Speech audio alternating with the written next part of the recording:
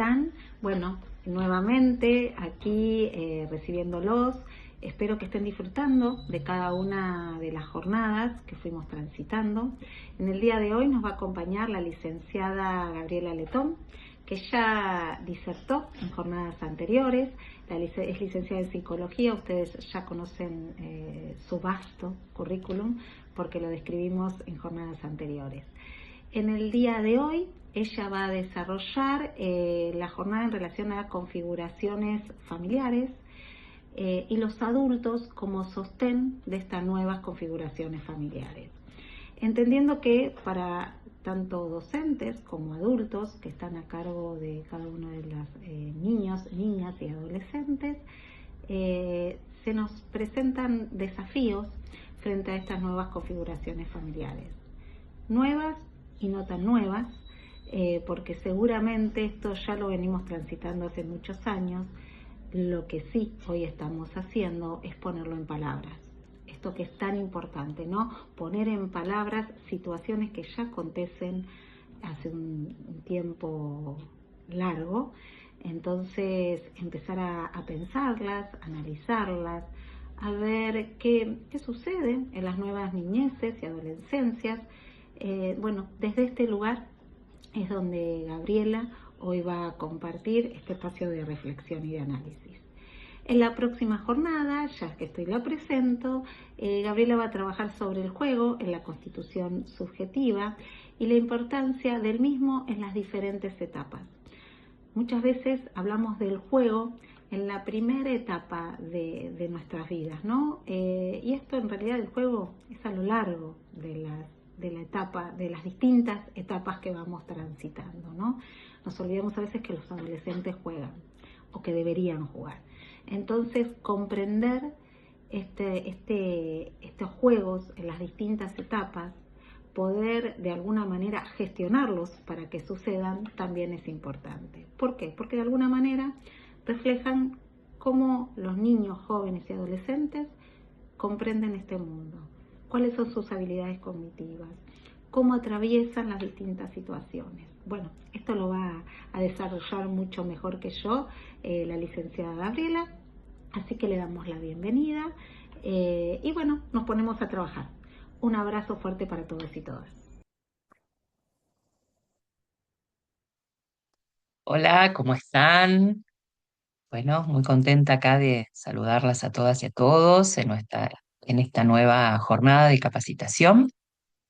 En el día de hoy vamos a compartir algunas conceptualizaciones y reflexiones sobre el tema de familias, ¿no? El título con el que desarrollo esta jornada se llama Configuraciones familiares actuales, los vínculos significativos de sostén en la niñez y en la adolescencia.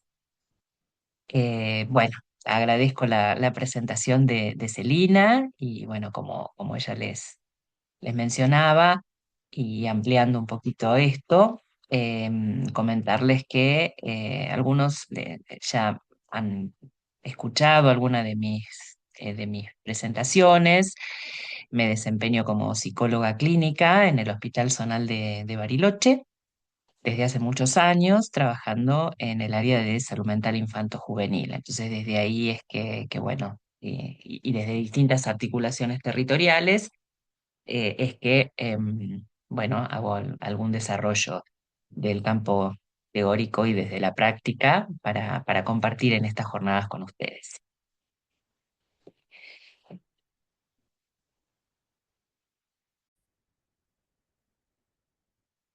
Bueno, como les he comentado también, mi enfoque es desde la integralidad, el enfoque de derechos y la perspectiva de género, y asumo la importancia de la distinción lingüística del género. eh, no obstante, a veces para que el- la exposición salga un poco más fluida, en los casos en los que menciono, por ahí niños solamente, tengan por supuesto entendido que estoy hablando de niños, niñas y adolescentes, ¿sí? Así que bueno,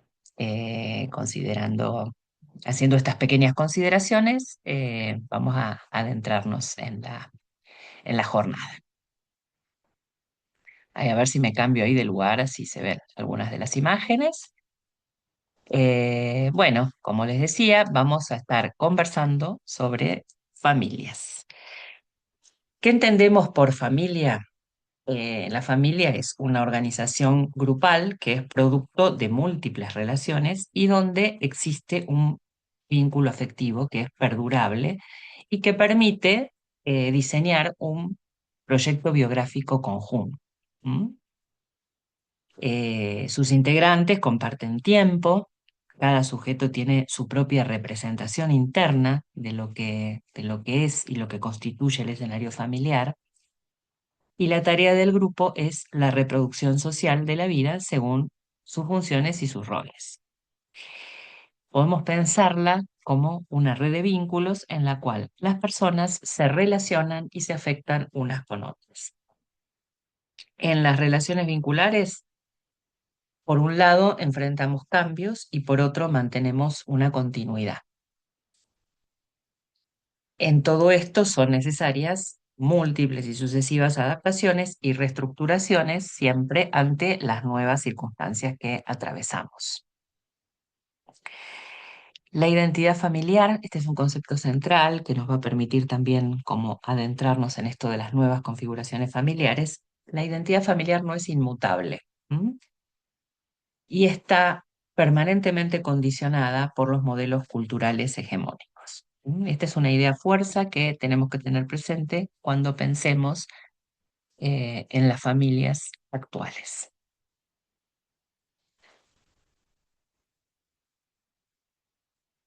Bien, acá les voy a compartir algunos conceptos que a mí me resultan claves para poder pensar en esto de la familia, que tiene que ver pensar que la familia que es idealizada habitualmente desde lo discursivo, desde los distintos campos en los que se expresa y desde el mismo campo social, la familia es idealizada como un modelo, lo tenemos que pensar como un modelo normativo. Y acá vamos a tomar a Pierre Bourdieu, que es un sociólogo francés contemporáneo, que si bien es un autor que entiendo que tiene cierta complejidad teórica, voy a tratar de compartir algunos de sus conceptos centrales de manera lo más sencilla posible, sin desviarme de lo que el autor nos quiere decir, pero que nos permite pensar esto de la cuestión familiar como un reflejo concreto de la estructura de la sociedad y como reformativa y constitutiva también. ¿Mm? La familia no es un lugar que pueda ser naturalizado como bueno en sí mismo. Dentro de la familia se pueden consolidar y reproducir situaciones de desigualdad. Puede haber autoritarismo, puede haber abuso, puede haber violencia, individualismo y discriminación. Esto es importante tenerlo en cuenta porque muchas veces aparece una especie como de fenómeno en que se idealiza a las familias, o se idealizan algunas familias, no todas, y se dejan de leer todas estas particularidades o especificidades que la atraviesan.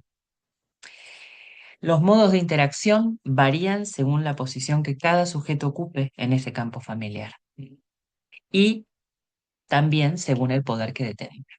Si pensamos en una estructura familiar tradicional, hablamos madre, padre, hijos. Esto vamos a ver que está problematizado, pero ya lo voy anticipando, lo voy a retomar después. Cuando hablamos de ciertos lugares o a ciertos roles, estamos hablando de funciones específicamente y no de género. Digo, por estas nuevas configuraciones familiares que tenemos en este momento histórico. Sus integrantes conviven, los integrantes de una familia conviven bajo un mismo techo, suelen tener una economía compartida, el sustento cotidiano, que les da, bueno, que permite la reproducción material de la vida y de las personas, y es lo que llamaríamos el reino de lo doméstico. Aquí el concepto de organización en relación a la dinámica familiar da cuenta de los mecanismos de conservación de la unidad para la acción. de la distribución del poder, de los componentes ideológicos y afectivos que preservan esa integración y que permiten que la familia persista en el tiempo, y a la vez que se reproduzca, su propia reproducción. ¿Qué nos dice Pierre Bourdieu también? Nos dice que la familia es una ficción. Está apoyada en un conjunto de palabras que, bajo la apariencia de describir, construyen, esto quiere decir que es constitutiva, ¿sí?, la realidad social, prescribiendo un modo de existencia. ¿Mm? Prescribir a modo de, no sé, pensemos en este término en sí, que quiere decir prescribir. Prescribir es como prescribir, perdón, y preinscribir también, valga el fallido. Una prescripción médica es la que nos dice, por ejemplo, qué es lo que tenemos que tomar ante tal situación, ¿no? Entonces, si pensamos a la familia desde este contexto, estamos hablando de que como organización y como ficción, lo que hace es prescribir cómo tienen que ser las cosas en una sociedad determinada. Aparece como la más natural de las categorías sociales, por lo que parece ser destinada a ser modelo de todos los cuerpos sociales. En el seno mismo de la familia, lo que nos dice Bourdieu, esta se perpetúa mediante la creación continua del sentimiento familiar, principio cognitivo y también afectivo de cohesión. Asimismo, la integración puede también ser un efecto de la dominación, que es producto de las relaciones de coerción entre los miembros del grupo.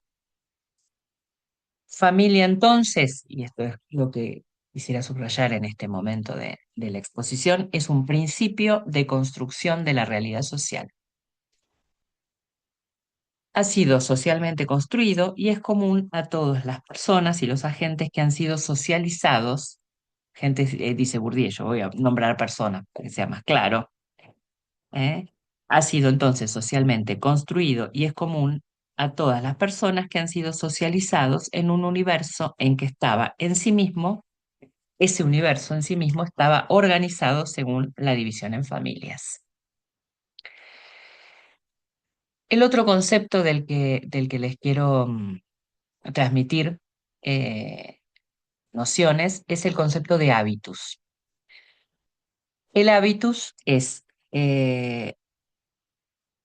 uno de los elementos constitutivos de nuestro hábitus, una estructura mental que, habiendo sido inculcada a todos los cerebros así socializados, es a la vez individual y colectiva. La familia es uno de esos elementos. Cuando habla Bourdieu de hábitus como un elemento constitutivo que está en lo individual y a la vez en lo colectivo, tenemos que pensar a la familia como uno de esos elementos constitutivos de nuestro hábitus. Una estructura mental que tiene esta doble injerencia. La noción de hábitus refiere a disposiciones o esquemas de obrar, de pensar y de sentir que están asociados a la posición social. Bien, acá un gráfico como por ahí para profundizar un poquito más en esta idea. Ahí tenemos una flechita que nos menciona qué es lo que está dentro de... Ay, se me cayó el micrófono, perdón. ¿Qué es lo que está dentro de ese hábitus? Entonces, dentro del hábitus, que es eso en el que estamos insertos, tenemos instituciones, gentes o personas con una posición. Hay un capital simbólico y hay un campo en el que todo esto se desarrolla. Las personas, o sea, el individuo, no aprende las reglas, sino que las incorpora, las tiene en su cuerpo por las prácticas cotidianas y habituales. Las prácticas cotidianas son aquellas disposiciones incorporadas a la acción que van orientando nuestras decisiones. Junto con esta noción de hábitus, tenemos la noción de sentido común. Es una ley tácita, el nomos, de la percepción y de la práctica. y que está en el fundamento del consenso acerca del sentido del mundo social y del término familia en particular, ¿no? En los fundamentos del sentido común. Acá tenemos otras imágenes que por ahí grafican un poco esto que es la implicancia del sentido común, ¿sí? ¿A qué apunto con estas imágenes? A que reflexionemos un poco que este es el círculo de la reproducción del orden social. Y nada parece más natural que la familia. Esta construcción social arbitraria parece situarse del lado de lo natural y lo universal.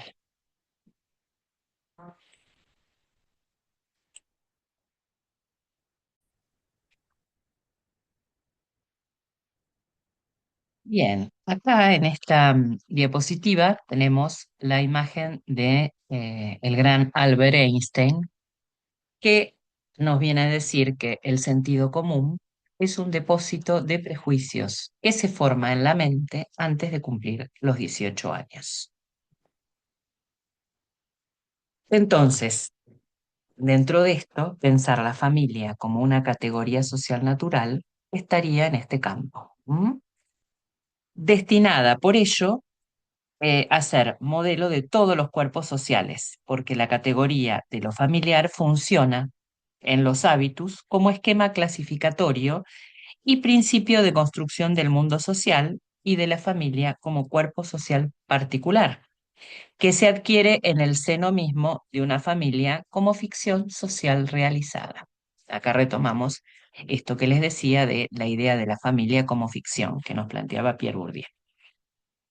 Estructura familiar entonces relacionada a un sustrato biológico, la relación entre los géneros, la procreación, la ligazón por la consanguineidad, el parentesco o más excepcionalmente por la adopción.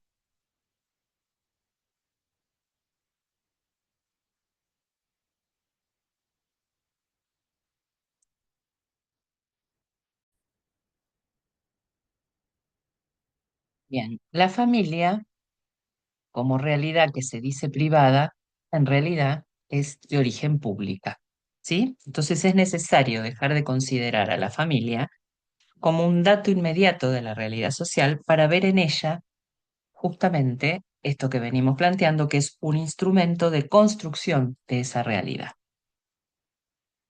Como tal, presenta relaciones de poder que van a estar atravesadas por los cambios en las relaciones productivas, en los roles sociales, en los avances tecnológicos.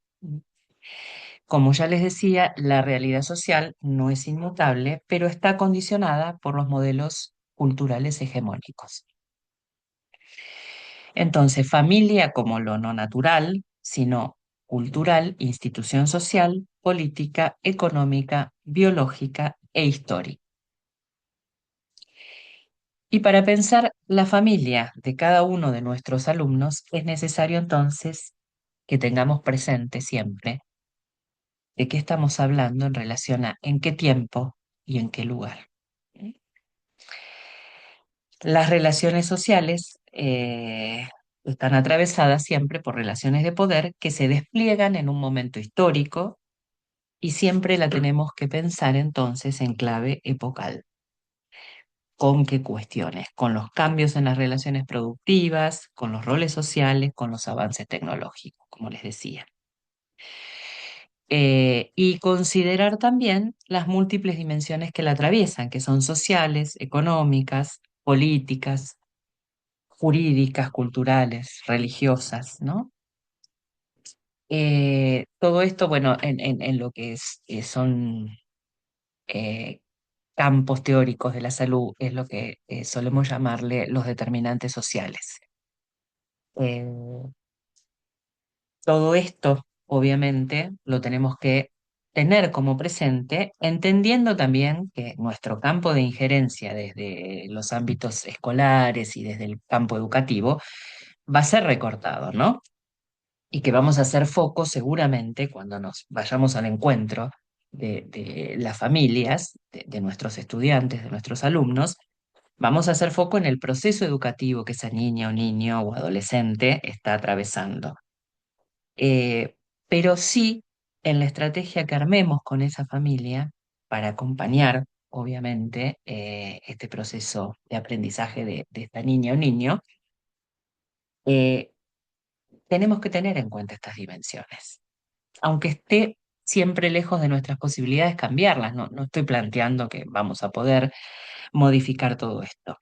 Pero si no entendemos desde qué lugar estas dimensiones atraviesan esa familia con la que vamos a intentar hacer acuerdos, trabajar, sumar fuerzas, ¿no? Para potenciar el crecimiento, el desarrollo, el aprendizaje de nuestros niños, si no tenemos en cuenta todo esto, seguramente vamos a estar cometiendo errores. Tenerlo en cuenta, como les decía, no quiere decir resolverlo, pero sí entender el desde dónde, ¿no? Y para eso siempre reitero en las distintas jornadas, vengo como por ahí, ustedes, los que por ahí han escuchado otras jornadas mías, se van a dar cuenta que algunos de los conceptos o de las herramientas son las mismas aplicadas en distintos espacios, ¿no? Y para mí, como profesional que vengo del campo de la salud mental, la herramienta que tenemos siempre a mano y que es clave para el acercamiento con cualquier situación, por compleja y difícil que sea, es la problematización. No ir al encuentro del otro desde la certeza, sino desde la pregunta.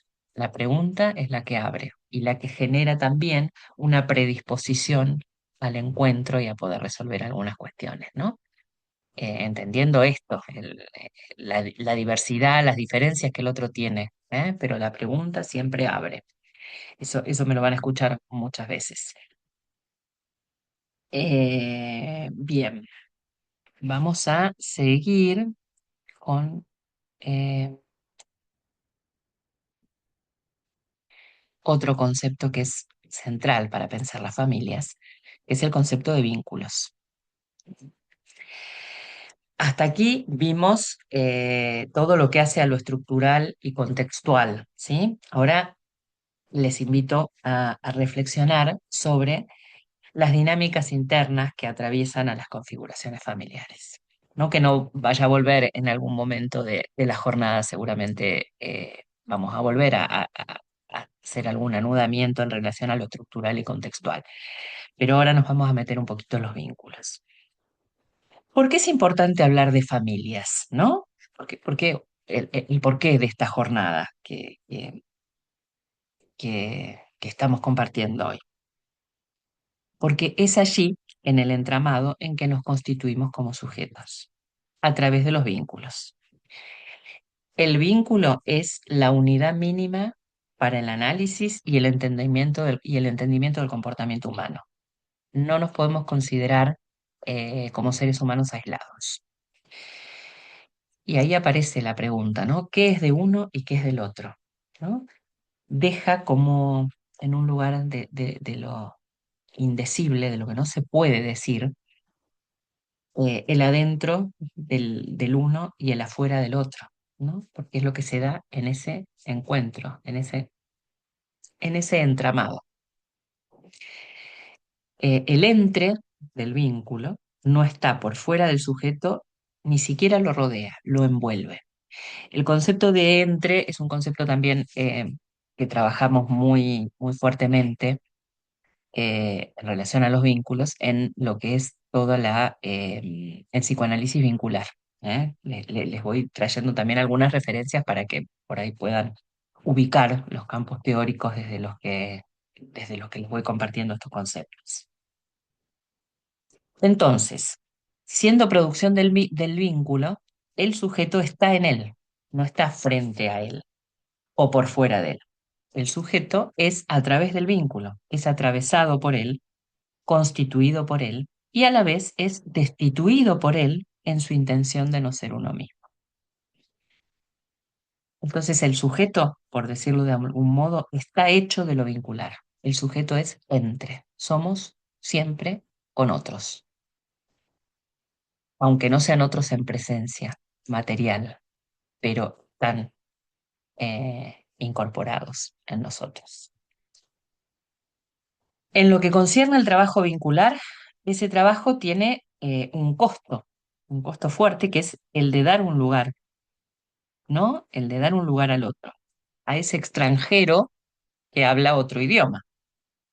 Este es el gran desafío que tenemos también dentro del campo docente, en el encuentro que tenemos con la diversidad de familias. Tenemos un extranjero que habla otro idioma, pero con el que tenemos que lograr hacer un nuevo entramado para que sea justamente sostén de esos niños con los que trabajamos. Este gran desafío lo tenemos que pensar repensando un poco de qué hablamos cuando hablamos de vínculos. Si pensamos en el primer vínculo, vamos a pensar en lo que generalmente asociamos como lo central de una familia, que es madre, padre, hijo. Ese primer vínculo va a ser la base de nuestro mundo interno. Y aprendemos a relacionarlo, a relacionarnos nosotros como sujetos con nosotros mismos y con los demás en ese entramado de vínculo.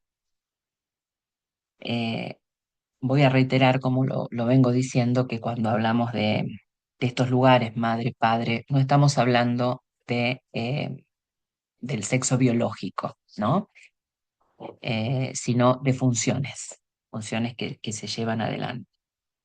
Entonces, dentro de esto, la función de la madre es una función que tiene que ver con el sostén y la protección.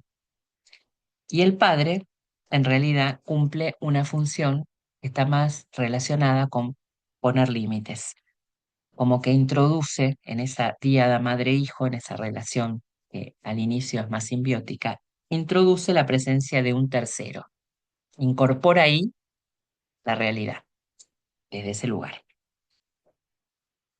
Entonces, como decía, esto no son funciones inherentes al sexo o al género, ¿eh? Son funciones que las pueden ocupar distintas identidades dentro de lo que es la trama familiar. El mundo interno, entonces, son los vínculos históricos y los presentes que forman parte de nuestra subjetividad. Se constituyen a partir de la internalización de nuestras experiencias, que serían lo que comúnmente llamamos recuerdos. Desde ahí nosotros observamos y entendemos la realidad y nos comunicamos con los demás. El vínculo es siempre social. A través de cada relación se va repitiendo una historia de vínculos determinados, en un tiempo y en un espacio determinado. En las relaciones con el mundo externo asociamos lo nuevo con lo ya conocido y nos conducimos con nuestras formas habituales de vincularnos. Las nuevas relaciones requieren ir ajustando nuestra percepción del otro y aprender a distinguir personajes internos, nuestros deseos, con lo que realmente trae ese otro, esta nueva relación. Les voy a poner un ejemplo, a ver si esto si lo podemos poner en algo más concreto, para que no sea un enredo de palabras que a veces pueden sentir que viene por ahí. Vieron que cuando por ahí conocen una persona nueva, uno a veces siente como una oleada de afinidad o de cierta reticencia, cierto rechazo. Probablemente algo que el otro trae se asocia, algo nuevo, porque es una persona nueva, no la conocemos, se asocia y hace algún punto de contacto con alguna evidencia, con algún otro de nuestra historia.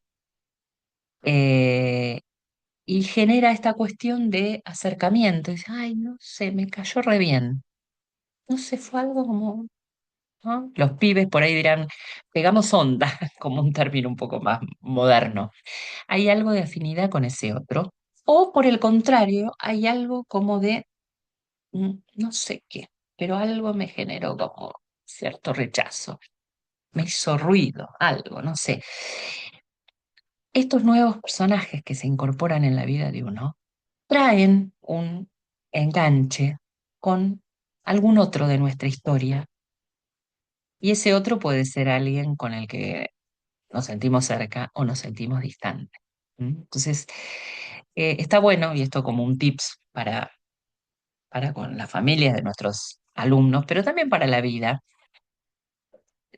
no nos quedemos solo con esa primera impresión, ¿sí? Sino que tratemos de ver si podemos ir descubriendo con qué otra cuestión puede tener que ver. Porque a veces se parece, no sé, a ese tío que nos molestó en la infancia y que me genera rechazo, se puede parecer a-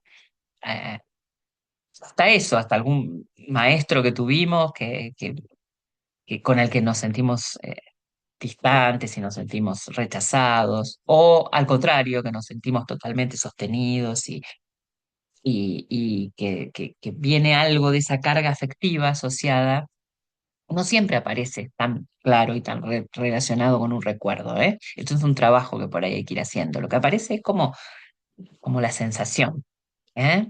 Así que esto se lo quería traer porque esto tiene que ver con el ajuste en lo vincular que vamos haciendo con cada nueva relación que se presenta en nuestras vidas. Bien, en los vínculos, además, tenemos que pensar que se va dando un interjuego, ¿no? Así como los vínculos se van transformando, como les decía, en este interjuego, que se da permanentemente entre nuestro mundo interno y el externo, también están los roles, ¿no? Los roles tienen más que ver con un lugar en la trama vincular. Suele haber permanentemente dentro de las familias o dentro de cualquier grupo eh, roles que son en este interjuego que son asignados y son asumidos, asignados o adjudicados. A veces se asumen y a veces no, qué sé yo. Este siempre igual, este siempre está boicoteando, ¿no? Hay un montón de lugares que implican roles que los otros, las configuraciones grupales, nos depositan o nos tiran encima. Eh, a veces los asumimos y a veces no. Esto mismo hacemos también con nuestros estudiantes. ¿M? Muchas veces ponemos ese rol y lo dejamos fijo. Entonces, la piba, el pibe, no se puede mover de ahí. Y a veces pasa que cambian de colegio, cambian de grupo y se arma un entramado relacional distinto. Y ahí se destraba la cosa. No estoy diciendo con esto que cambiemos a los chicos de sus espacios de aprendizaje. Lo que estoy diciendo es que tenemos que todo esto tenerlo un poco más en el campo de la conciencia para ver cómo se va jugando, cómo se va a dar. En relación a los roles, también tenemos que pensar que asumimos varios roles al mismo tiempo, que cada rol em, supone la existencia de uno complementario, que los roles en sí son valorizados y tienen una carga de afecto, que el reparto de roles dentro de la familia permite el funcionamiento y el equilibrio para enfrentar la vida. Lo que está bueno es que esos roles no sean tan fijos, sino sean tan estereotipados, ¿no? Y las situaciones de cambio, las crisis, traen consigo la necesidad de modificar esos roles establecidos.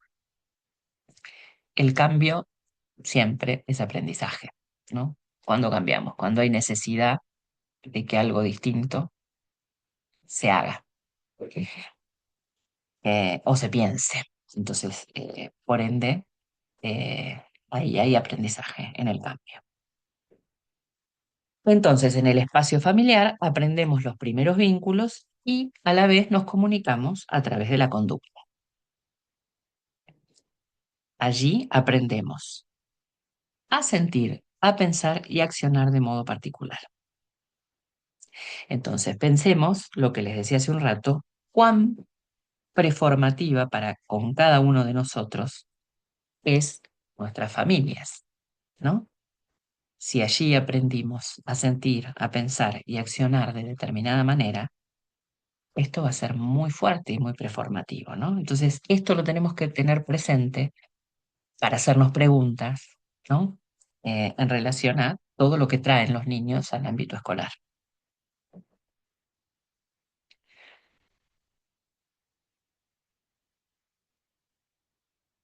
Bien. Ahora, el modelo familiar conformado por un padre, una madre y uno o más hijos, con roles y funciones predeterminadas, coexiste a la vez con diferentes conformaciones cada vez más diversas y complejas. Esas son las configuraciones familiares actuales, ¿no? De las que hablamos. Esto hace necesario que la familia y la escuela comiencen a entender, comiencen o sigan, algunos ya lo vienen haciendo, ¿no? El significado que tienen estas transformaciones y a la vez a establecer relaciones que realimenten lo que es la acción socializadora y educadora. Una alternativa para esto, para que esto se logre, podría ser a lo mejor ir fomentando como distintas comunidades de aprendizaje, ¿no? ¿Qué sería esto? Como pensar en espacios de diálogo y de colaboración que permita resignificar las mutuas identidades que están en cambio. Al modelo tradicional de familia se suman otros, un montón de otros, ¿no? Como las familias monoparentales, polinucleares, de, de cohabitación, biparentales que tienen dos madres o dos padres, ¿no? Entre otras. Eh, Ni hablar de lo que nos va a implicar también como poder pensarnos las nuevas transformaciones que aparezcan desde los avances tecnológicos, ¿no? Pero bueno, yo creo que igual las podemos seguir considerando a la luz de estos esquemas, ¿eh? De estos esquemas flexibles, por supuesto, ¿no? De poder pensarlo desde ahí. Las familias entonces, como vemos, las familias ensambladas, que no sé si las mencioné, pero también, ¿no? Desde que vienen con distintas familias, distintas constituciones familiares atrás. Las familias entonces cambiaron considerablemente. Ahora, ¿cómo tiene en cuenta todos estos cambios la escuela? ¿No? Uno de los desafíos de la escuela actual y futura justamente consiste en poder plantear la necesidad de buscar formas, de explorar formas creativas de encuentro, ¿ah? Para poder dialogar de todo esto. Como les decía antes, una posibilidad de pensar que después cada espacio, cada establecimiento le puede ir dando su propia forma, son comunidades de aprendizaje, ¿no? Que puedan potenciar una relación más colaborativa entre ambas instituciones, que son la escuela y la familia.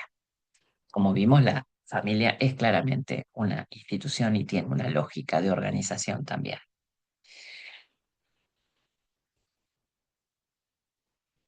Bien, la familia tiene funciones que le son inherentes. La sexualidad, la reproducción, la socialización y el cuidado de sus miembros. En esto sí podemos pensar que permanecen como invariancias, ¿no? Entre la familia idealizada como modelo normativo, ¿no? En lo que concierne a lo que es la sexualidad y la reproducción, podemos mencionar algunas cuestiones que atraviesan a las familias, para tenerlas en cuenta, ¿sí? Y para pensar en estas nuevas configuraciones. Lo que es la anticoncepción, lo que antes era la planificación familiar, hoy se llama más salud sexual, eh, el ILE, la interrupción legal del embarazo, lo que pensamos en relación a género y rol, lo que es maternar, cuestiones que tienen que ver con la feminización de la pobreza, ¿no? Este doble rol que todavía hoy, a pesar de los avances simbólicos, nos atraviesa a las mujeres, que es de trabajo no remunerado en el hogar, que si bien hoy en día hay un montón de cambios y de compartida de tareas, todavía sigue recayendo simbólicamente en el lugar de la mujer, ¿no? Como cuidadora, esto de los lugares sociales que ocupamos las mujeres y que siguen aún hoy siendo mejor remunerados para los hombres que para las mujeres. La cuestión de ser mujer y ser madre, la ESI, ¿no? La ley de la ESI, la educación sexual integral y su implementación, la sexualidad en las personas mayores, que en otras épocas era un tema más asociado a lo tabú, ¿no? Como o descalificado o invisibilizado como inexistente y hoy en día tiene otro lugar en las agendas sociales y de las políticas públicas también, más allá de que haya muchas cuestiones en tensión, en las personas con discapacidad, lo que hace al aumento de la esperanza de vida, a la disminución de la fecundidad, a la disminución de la mortalidad, en muchos casos a la prolongación de la soltería y la postergación del matrimonio, a las relaciones de parejas abiertas y a todo lo que es el impacto de la tecnología en la reproducción y en los vínculos. Todo eso lo podemos tener como ejes, ¿no? Para pensar, ¿no? En estas dos funciones y que hacen a la sexualidad y la reproducción, funciones que son inherentes a la familia. En relación a la socialización, podemos pensarla en tres elementos que están articulados, ¿no? Que son la alianza, la filiación y la transmisión. ¿Cómo entender la alianza? La alianza la entendemos como la unión de dos, ¿no? Como producción de un nuevo sujeto. Eso es lo que podemos pensar en relación al término de la alianza como socialización. La filiación tiene que ver con cómo se filia, cómo se inscribe un hijo, cómo se filia a ese hijo como parte de una familia. Y la transmisión tiene que ver con mediante cuáles operaciones simbólicas concretas alguien puede transmitir bienes, representaciones y prácticas de una generación a otra. Es estructura estructurante, como ya mencionábamos, en un entramado vincular. Construcción cultural como institución social, política, económica, biológica e histórica. La familia entonces responde a cierta organización organizando los vínculos familiares y son leyes que se van perpetuando en el tiempo, ¿no? Y acá también les traigo solo para mencionarlo muy, muy conceptualmente, que es a Lévi-Strauss, que es un antropólogo estructuralista, que lo que nos plantea es que donde la naturaleza deja una brecha, la cultura crea una regla. ¿A qué se refiere Lévi-Strauss con todo esto? A lo que es el emparejamiento humano para armar lazos de parentesco.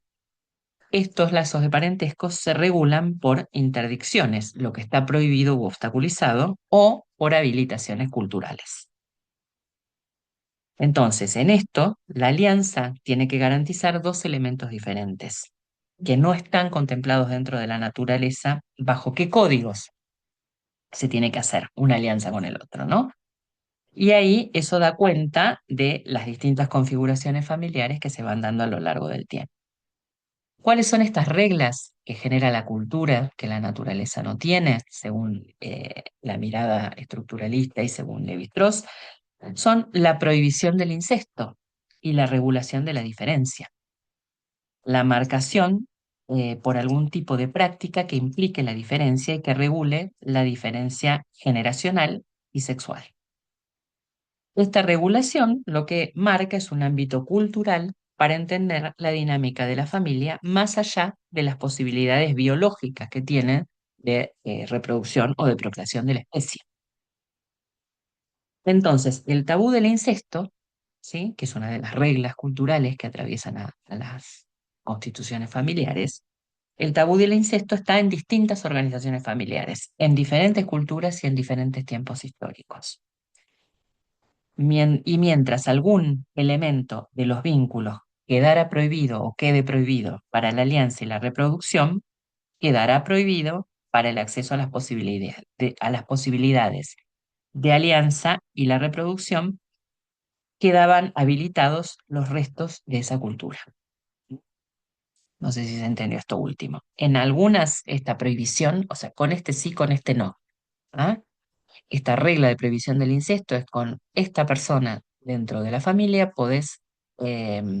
no podés formar una nueva familia. Esta es la prohibición del incesto, ¿sí? Que tiene distintas formas, pero que está presente en todas las culturas. En algunas van a ser las figuras parentales, en otras va a ser alguna otra referencia a alguien de la familia materna, pero hay otros que son prohibidos. Hay otros prohibidos para aliarse, para afiliarse y para hacer una transmisión simbólica. ¿Sí? La prohibición del incesto, entonces, lo que organiza, y organizó siempre, organizaba, es el principio de intercambio. Para armar una nueva familia se van a necesitar al menos dos familias y va a quedar prohibida la endogamia y va a quedar prescripta, o sea, lo que hay que hacer, la exogamia. Entonces, hay que hacer alianza con alguien fuera de los lazos de la familia, ¿no? Endo es interno, exo es externo. Entonces, para hacer una nueva alianza tiene que ser alguien por fuera de ese campo de la familia. Bueno, eh, acá les mencionaba las cuatro funciones, ¿no? De la familia: sexualidad, reproducción, socialización. El cuidado de sus miembros lo vamos a dejar para el cierre de la jornada. Vamos a avanzar con algunas otras cuestiones para tener presente con el tema de las familias. Esto es algo muy básico y sencillo, pero que puede dar como una foto de algunas familias. Pensar algunas familias según el tipo, según el grado de cohesión que tengan entre ellas. En este esquema aparece una palabra que a mí no me gusta mucho, que es la de normalidad. La verdad que es algo que no suelo utilizar, pero en este caso la voy a traer a los fines de cuál es lo que hace a lo inherente al término de normalidad. El término de normalidad es un término que viene del campo de la estadística, ¿sí? Tiene que ver con una norma, con la curva de Gauss, que seguramente muchos de ustedes la han estudiado eh, en, en su desarrollo y en sus aprendizajes como docentes. La curva de Gauss nos muestra cuál es el medio, ¿no? de las estadísticas. Entonces, desde ahí tomo este término, no como normalidad asociado a sano, ¿eh? Porque eso, bueno, por ahí será motivo en algún momento de otra conversación en relación a qué es lo sano y qué es lo normal, que no son conceptos iguales, si bien responden en algunos casos a algún paradigma de época. Entonces, podemos pensar a las familias desde este cuadrito como familias que son más desligadas, también se las suele llamar dispersas, si se quiere, y que están vinculadas por una cohesión, que es en realidad una cohesión mínima. Pensamos, digamos, el término este para ver las familias sería la cohesión. En una es menos y en otra es más. En la normal sería, pongamos, lo esperable, si se quiere. Entonces, en las familias desligadas o dispersas, la cohesión es mínima y hay mayor como individualidad dentro de los integrantes de esa familia. Los límites suelen ser más rígidos, ¿no? Los límites entre las personas que la integran, ¿no? Entre los componentes familiares. En cambio, en lo que se llaman familias aglutinadas, que a veces lo van a encontrar también en algunos textos como familias simbióticas o fusionadas, justamente la cohesión, que es la categoría que hay, que estamos tomando para pensarlo, la cohesión es máxima. Hay justamente una mínima individualidad y hay como una máxima cuestión de la pertenencia a ese grupo familiar. Y en esta los límites suelen ser más difusos. Bueno, esto como para tener un panorama a veces que nos da cierta mirada, cierta foto de unas familias. Bueno, y acá llegamos al momento en el que solemos compartir algunos videos para amenizar. La verdad que en esta jornada fue más complejo encontrar videos que den cuenta un poco de algunos conceptos que quería como transmitirles. Pero bueno, aquí los dejo un ratito con estos videos.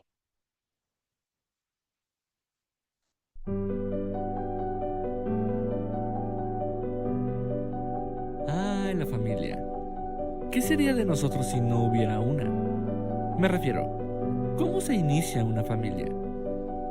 Para muchos tal vez sea una pregunta bastante tonta, pero para mí fue el comienzo de mi gran aventura. Mi nombre es Geoff y siempre he sido muy visionario. Mis profesores solían decir que me esperaba algo grandioso, aunque nunca lo pensé. Siempre fui muy inteligente, astuto y a veces hasta muy creativo. Y es que siempre hay un motivo, aunque aún no lo conocía. Uf, qué día. ¡Wow! ¡Qué bella es! Me notó al fin. Mi astucia siempre me sorprende.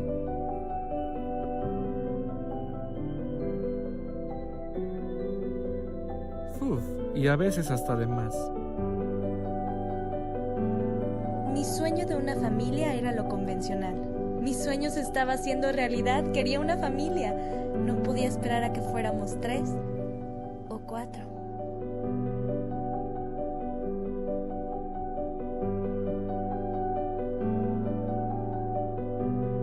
Y llegó el día.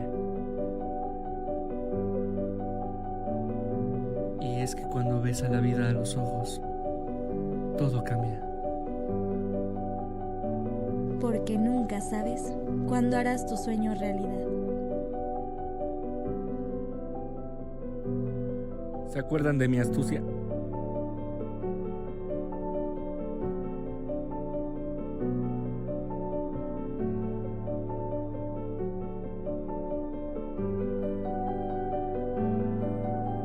E inténtalo. Intenta ser feliz con lo que tienes. Tu familia. Las personas a las que tienes a un lado. Y aprovecha cada momento. Porque quizás mañana ya no estén.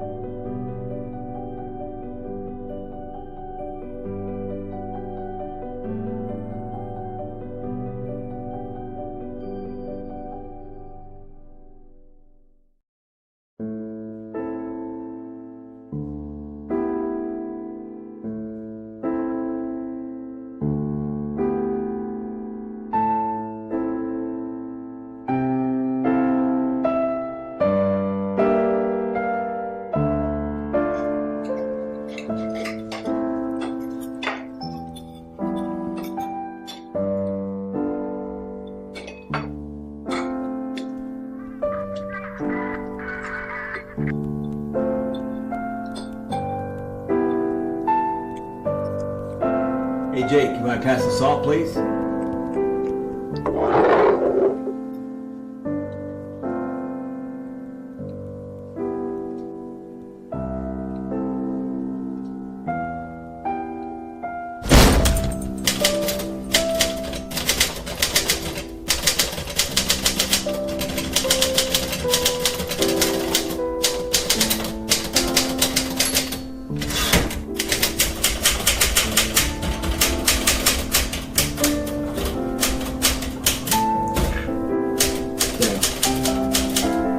What are you doing? Dad. Sorry, I must have been a little distracted.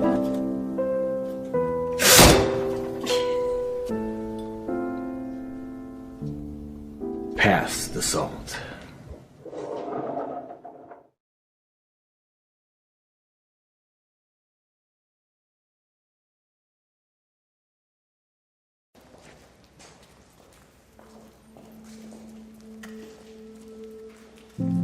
Dicen que no somos iguales, que no nos entendemos, que nos separan brechas y techos de cristal. que nacimos diferentes y viviremos diferentes. Ha llegado el momento de comprobar si es verdad. Bienvenidos y bienvenidas a la nave Cero. Vais a participar en un experimento social. Por favor, dar un paso al frente si estáis de acuerdo con las afirmaciones que leeremos a continuación. Me encanta cantar en la ducha.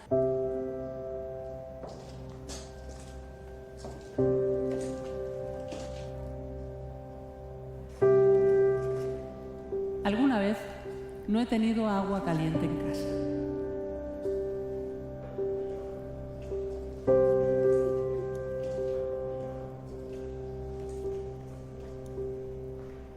En verano me voy a la casa de la playa.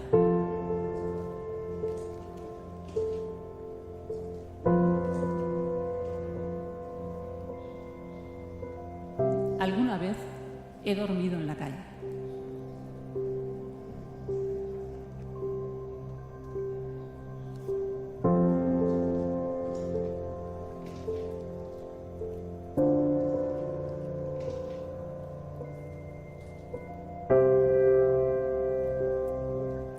Una vez a la semana voy a cenar a un restaurante.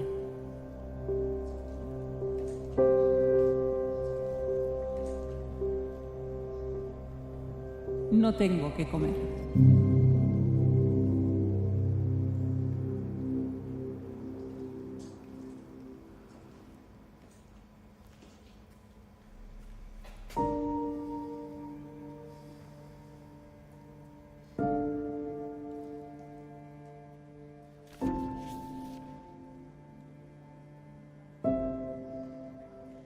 He sido el gracioso o la graciosa de clase.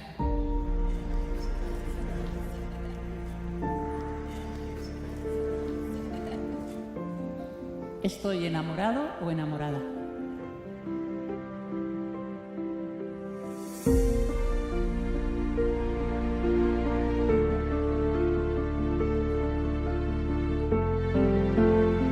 Somos personas. Me encantaría trabajar menos. Personas que querrían tener más tiempo para quienes quieren. Personas que han dejado su país, a sus amistades y a su familia para buscar un futuro mejor. Personas que han sufrido acoso escolar. Personas a las que han pagado menos que a otras por hacer exactamente el mismo trabajo. Personas que han sido discriminadas por ser quienes son. Y personas que apoyan a otras personas.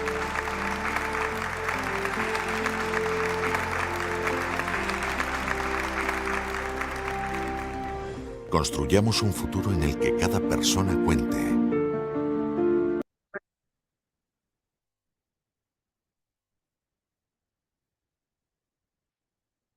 Bueno, retomamos ahora acá con la cuarta de las funciones que no habíamos aún mencionado, que tiene que ver con la dimensión de cuidados. Pensar en abordar, en acompañar la situación de un niño con sufrimiento, ¿no? Desde el ámbito escolar, implica considerar todas las dimensiones posibles que lo atraviesan y que le condicionan su circunstancia actual, en donde la central suele ser la familia a la que pertenece o con la que se relaciona, ¿no? Podemos estar hablando también de niños que están por fuera con una interrupción de relación con esa familia, pero no podemos dejar de entender toda la implicancia que tiene esta relación familiar. Está bueno y es como recomendable poder ir armando, elaborando un relato escrito de distintas actividades que se realizaron con la niña o el niño y que den cuenta también de esa personita en los distintos ámbitos, ¿no? Entonces, desde ahí, pensarnos en el encuentro con esa dimensión familiar desde un lugar de pregunta, como les decía antes, ¿no? Y que estas preguntas abran posibilidades de acercamiento y de confianza, y no desde interpretaciones que estén basadas en prejuicios, que en general lo que hacen es alejar toda posibilidad de intercambio con los integrantes de esa familia. Con esto, ¿qué quiero decir? No estoy diciendo que no tengamos prejuicios. Los prejuicios son justamente esos juicios previos, y todos tenemos algunos. Eh, no, no es algo de lo que podamos estar exentos. La diferencia en el trabajo con el prejuicio es si lo tenemos observado o no. Si sabemos cuáles son nuestras huellitas y nuestros prejuicios, si lo sabemos, lo tenemos mirado, lo tenemos presente, que a veces esto se nos juega, seguramente vamos a lograr que no se nos juegue de una manera que obstaculice toda posibilidad de encuentro. Cuando lo negamos y decimos, nada, ya no soy prejuicioso, ya no", se nos va a filtrar, se nos va a filtrar por algún lado. Así que lo bueno es, no es no tener prejuicios, sino conocerlos. Conocerlos, decir, bueno, esto es parte mío, esto lo dejo acá, y corriéndolo, ahí sí voy al encuentro con esa familia, ¿no? Entonces, en ese encuentro lo que tenemos que buscar es cómo poder definir y pensar el núcleo más íntimo en el que está inserto este niño o niña, y pensarlo en relación a la convivencia, y también considerar ahí, analizar cómo las redes que establece eh, están atravesadas por esto, ¿no? Y qué puede mejorar o dificultar su evolución y desarrollo en la escuela. Y también de que pueda mejorar la situación que nos preocupa, ¿no? Acerca de él o de ella. Las personas organizamos nuestra identidad en función de la adaptación al entorno. En un niño esa adaptación es justamente a las personas que cuidan de él, ¿no?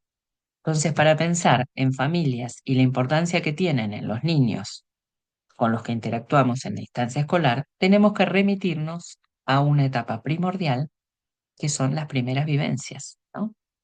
Que es lo que les decía antes, en relación a los vínculos y al primer vínculo. En relación a esto, ¿por qué vuelvo sobre esto? Vuelvo sobre esto por el tema de los cuidados. ¿M? Eh, Cuando nos remitimos a esas primeras etapas, esas primeras vivencias, lo que aparece acá como otro campo teórico muy importante y muy fuerte a tener en cuenta son las teorías del apego.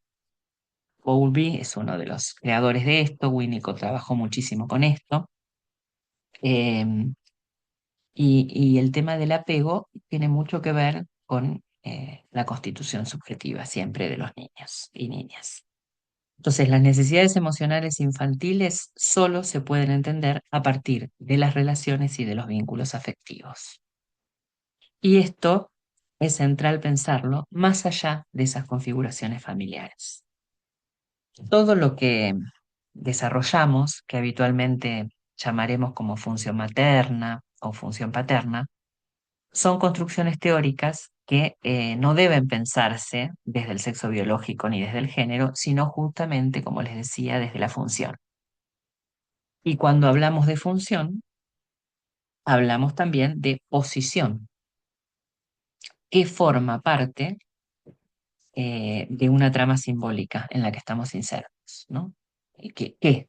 ¿En dónde estamos? ¿Qué es ese lugarcito en el que estamos insertos y atravesados? Y el simbolismo de cómo somos pensados y cómo somos hablados por los otros.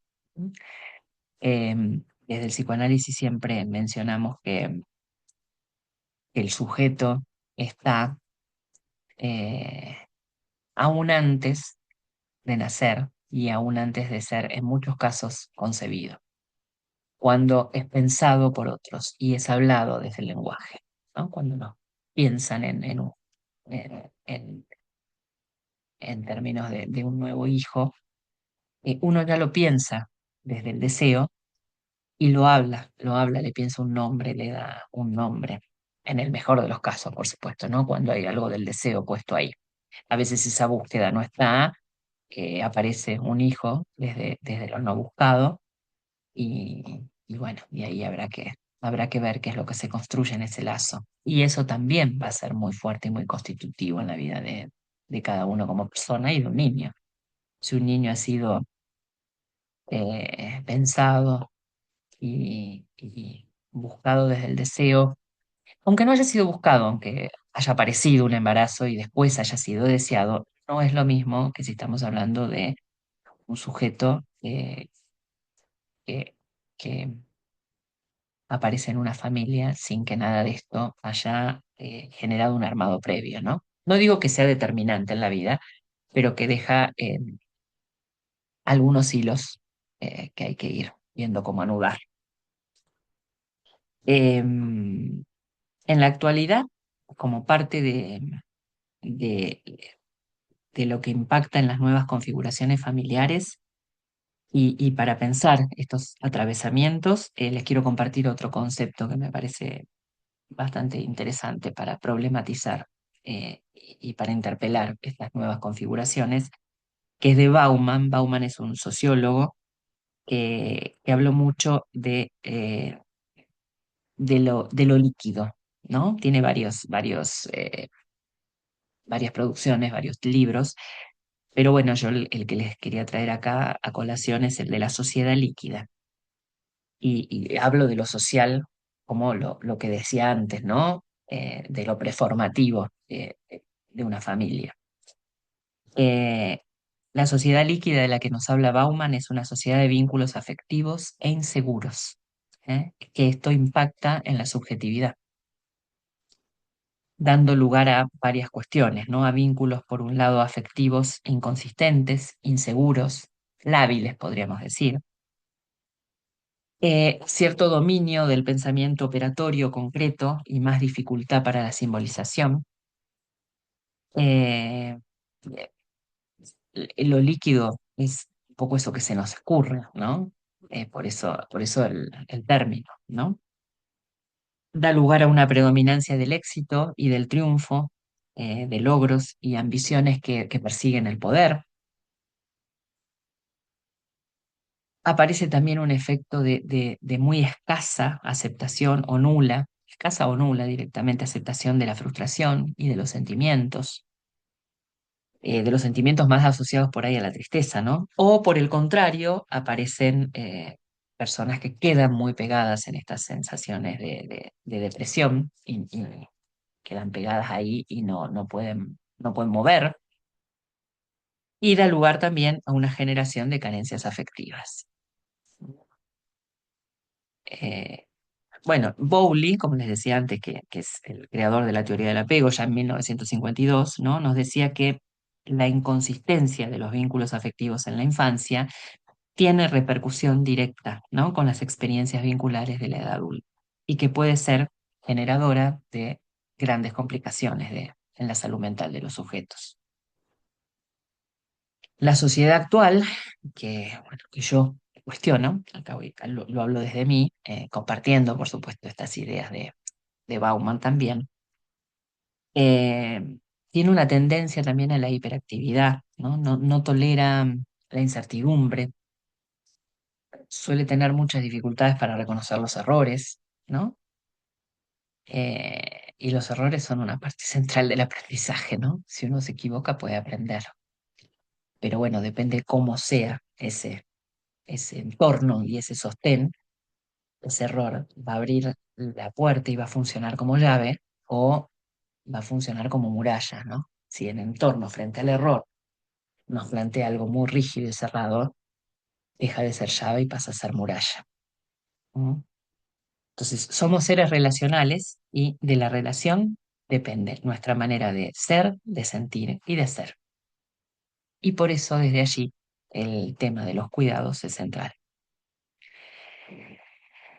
Eh, Otra reflexión para compartirles es que es importante que consideremos que no es que existen familias desorganizadas, que es algo que solemos decir, ¿no? La familia, no, es una familia desorganizada.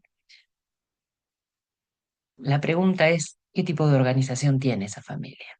Porque hay familias que están organizadas para agredirse, otras para cooperar mutuamente, otras están organizadas para sobrevivir, ¿no? Por carencias materiales centrales y fundamentales. El daño intrafamiliar también, lamentablemente, es una forma de organización y esto es importante que lo veamos. Lo relacional es determinante en la producción y en la producción y en reproducción de todas las realidades, de cualquier realidad.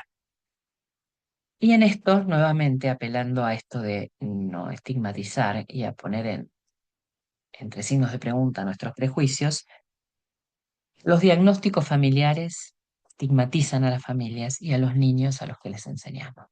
Entonces, ojo con esto, ¿no? Siempre los fenómenos sociales deben ser interpelados, generar preguntas, dudas, nuevas indagaciones y nuevas opiniones. Y para eso, como les decía, y lo vuelvo a reiterar porque me parece un concepto central para el trabajo con familias, tenemos que alejarnos de apreciaciones intuitivas, prejuiciosas y moralizantes cuando estamos en contacto con las familias. Y también está bueno que podamos conocer desde dónde se organiza, si es desde el apego, si es desde el afecto, el lugar, desde la pareja. Hay familias que se organizan desde la pareja y los hijos ahí no tienen mucho, mucho lugar. Si es solo desde la relación de con los hijos, qué es lo que convoca a esa familia, ¿no? Y descubrir qué aspectos son saludables y reforzarlos. Si bien todo esto que yo les digo es más específico del campo de la salud mental, a veces, y hago ahí esta transferencia hacia ustedes, también nos puede dar alguna idea de cuestiones generales que atraviesan a las familias de nuestros alumnos y estudiantes. Ujú. Siempre las relaciones familiares expresan situaciones de poder y autoridad, de jerarquía o de igualdad. ¿No? Y también están atravesadas y tienen derechos materiales y simbólicos. Entonces, es importante dialogar con la familia sobre lo que significan los distintos lugares dentro de esa familia. ¿Qué significa en esa familia ser padre, ser madre, ser hermano? ¿Cuáles fueron las experiencias en relación a su propio recorrido escolar, al aprendizaje y poder intercambiar ideas? Eso abre un montón cuando uno hace una reunión con familias. Eh, Muchas veces las familias difíciles son estas que se quejan, las familias difíciles, subrayadas, ¿no? Entre comillas, son las que se quejan, las que reclaman, las que se rebelan y también las que no se someten. ¿No? Y esta cuestión del comportamiento de estas familias se suele colocar en un lugar de enfermas o de, oh, estos re psiquiátricos, y en realidad muchas veces terminan en estas posiciones porque han sufrido sucesivas violencias institucionales, han sido sometidas en esas violencias institucionales, de distintas instituciones de la sociedad, ¿verdad? Entonces, es fundamental que esto también lo problematicemos, ¿eh? Aunque en la tarea cotidiana sabemos que nos suele resultar a veces complicado lidiar con estas situaciones. El entorno compuesto centralmente por la familia va a ser el que proporciona los cuidados y los no cuidados también, ¿no? Las figuras significativas en el ámbito escolar, lo que vamos a venir a hacer es a reforzar esos cuidados. En algunas ocasiones, prestando sostén para reconstruir cuestiones que van a mejorar ese apego y van a llenar algunos vacíos. Y reforzando y proporcionando nuevas experiencias relacionales que ojalá puedan fortalecer esos apegos que no sabemos cómo fueron transitados por nuestros niños. Sabemos que no está a nuestro alcance conocer en profundidad las características y los modos vinculares de las familias de todos los alumnos, ¿no? De todos nuestros alumnos. Pero bueno, a través del intercambio con los niños y niñas podemos inferir algunas cuestiones. Podemos preguntarles a ellos cómo se sienten en relación a algunas experiencias o situaciones que nos cuentan, ¿no? Como, como les decía en una de las jornadas anteriores, para quienes las hayan podido compartir, poder ser facilitadores, ¿no? De esta identificación y expresión de emociones y de sentires, ¿no? Y bueno, y la propuesta es poder entretejer en ese intercambio cotidiano pequeñas, pero no menos importantes por ser pequeñas, vivencias de comprensión, de sostén y de cuidado. Bueno, muchas gracias. Les agradezco por esta nueva jornada compartida. Les agradezco que haya podido participar.